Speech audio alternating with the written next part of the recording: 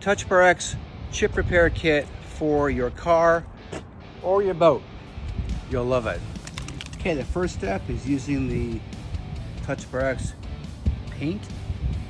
It's black, which is what my boat is. Now this is a vertical surface, so I'm going to put the paint on the bottom of the squeegee like that. Turn around and pull it over the paint. Actually, I didn't get any paint on. There we go. Using my squeegee, I'm smearing the paint flat and smooth over the chips. Hard to see this light. I've got them all but one. We'll leave that one right there.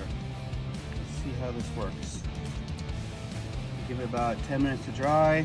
We'll come back with step 2, see how it looks. Okay, so that's paint's had 5 minutes to dry or so. Go back, reapply the blending solution.